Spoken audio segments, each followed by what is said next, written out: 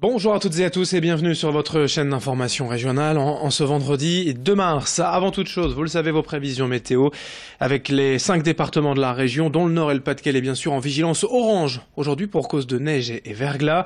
Dès ce matin, des pluies verglaçantes sont d'ailleurs annoncées du littoral jusqu'à la métropole lilloise. Un peu de neige également cet après-midi dans la région, quelques flocons qui pourraient bien tenir au sol si les températures restent froides.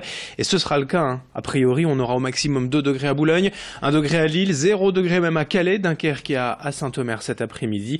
Déjà moins 1 degré de relevé ce matin à Lille et à Dunkerque. L'alerte de vigilance orange est valable jusqu'à demain matin 6 h. Soyez donc prudents dans vos déplacements. On en reparle avec les prévisions complètes après ce journal.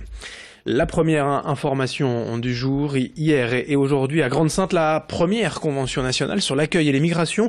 C'est évidemment le maire Damien Carême qui en est à l'initiative, lui qui a toujours défendu un accueil digne des migrants. Il avait notamment ouvert le camp de la Linière à Grande-Synthe, aujourd'hui disparu. Mais ce genre d'événement montre bien la préoccupation des élus du territoire face aux flux migratoires et cette crise de l'accueil, comme les protagonistes le disent eux-mêmes.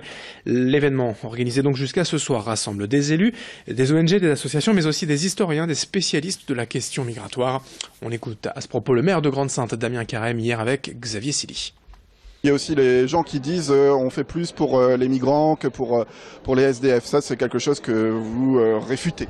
Oui, non, c'est malheureusement, je pense aussi qu'il faut combattre avec les moyens dont on dispose, pour faire en sorte qu'il y ait plus de 230 000 personnes qui dorment à la rue en France, dans notre pays. C'est inacceptable. Dans ma ville, personne ne dort dehors. Et je pense que l'État devrait et a les moyens de faire en sorte que ces 230 000 personnes ne vivent plus à la rue. L'appel de l'abbé Pierre date de 1954. On est en 2018. Je trouve ça honteux qu'aujourd'hui, dans notre pays, la 6e puissance économique du monde, on ait encore des personnes dans cette situation-là. Mais le problème des SDF est le même pour moi que ces populations exilées. Personne ne doit dormir dehors en France. Autre info, ce vendredi, la réforme annoncée de la SNCF et les premières négociations qui ont été entamées hier entre les syndicats et le ministère des Transports. Au programme, les conditions d'ouverture à la concurrence, la réorganisation de l'entreprise SNCF et donc la suppression du statut de cheminot pour les futurs recrues. Mais que pensent les voyageurs de cette réforme? Pour l'association À Fond de Train, encore une fois, les usagers ne sont pas pris en compte ni écoutés. Selon eux, l'État cherche avant tout à céder les petites lignes régionales les moins rentables afin de se dédouaner à l'avenir en cas de fermeture. Explication au micro de Vincent Villers avec Alix Tessier. Et quelque part, j'ai l'impression qu'on nous oublie un petit peu, qu'on nous dit circulez, il n'y a rien à voir, laissez-nous. Donc c'est vraiment des grands débats actuellement politiques, médiatiques. On met beaucoup l'accent sur le statut des cheminots, qui est important, statut qui ne va pas tellement changer étant donné que ce sont les futurs cheminots qui verront un nouveau statut. C'est d'ailleurs certainement sur ce problème qu'actuellement les syndicats se sentent un petit peu coincés. Cela dit, j'ai quand même peur d'une grève qui va certainement arriver dans le courant du mois de mars ou le mois d'avril, parce que les syndicats ne vont pas être d'accord avec tout ce qu'on leur annonce, surtout les ordonnances qui risquent peut-être d'arriver. Donc j'ai peur d'une grève. Et là, qui sait encore qui va trinquer? Ça va être l'usager. L'usager, il est oublié, l'usager, il trinque, et l'usager, il en a un petit peu marre parfois. Dans 6 jours, le jeudi 8 mars, c'est la journée internationale des droits des femmes et pour l'événement, plusieurs actions sont prévues dans la région, à Lille notamment. Une marche militante est programmée le samedi 10 dans l'après-midi pour rassembler un maximum de monde. C'est le collectif du 8 mars qui est à l'origine de cette marche et d'autres animations prévues. Salle du gymnase face au théâtre Sébastopol. De son côté, la CGT organisera un rassemblement le jeudi 8 à 14 h 30, place de la République à Lille. Les femmes seront appelées à cesser le travail et à venir défiler pour dénoncer ce chiffre, 26% de moins, c'est en moyenne la paye qu'elles reçoivent comparée aux hommes. À l'heure où la lutte contre le harcèlement est particulièrement médiatisée et à l'approche des 50 ans de mai 68, cette journée des femmes revêt un caractère particulier. Explication au micro d'Idil Gunay. Dans les années 80, on disait déjà dernière embauchée, première licenciée. Bon, c'est encore la même déclinaison qui s'applique.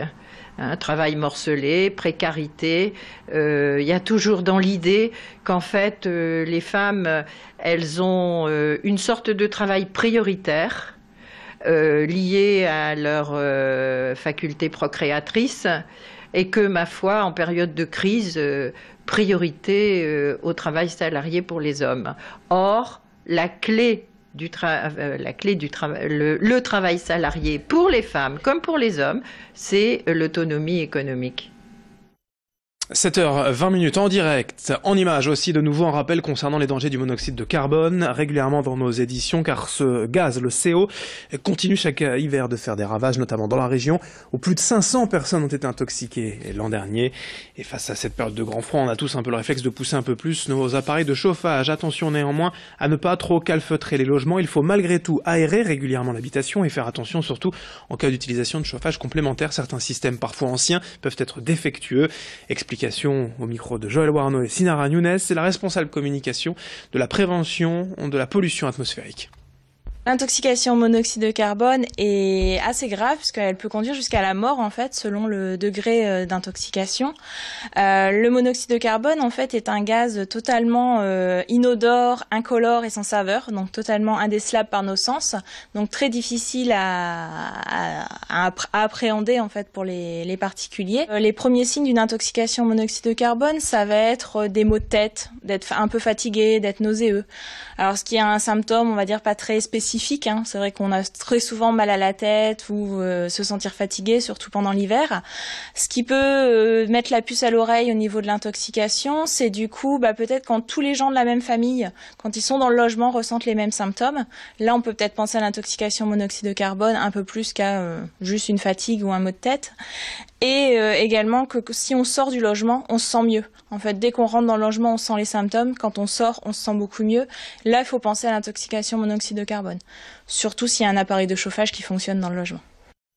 Un peu de sport aussi dans ce journal. D'abord du football. Le LOSC joue ce soir à Nice, 19h en match décalé, avancé de la 28e journée. Lille, actuellement 19e, n'a plus beaucoup le droit de laisser des points en route. En national, Dunkerque accueille les Herbiers.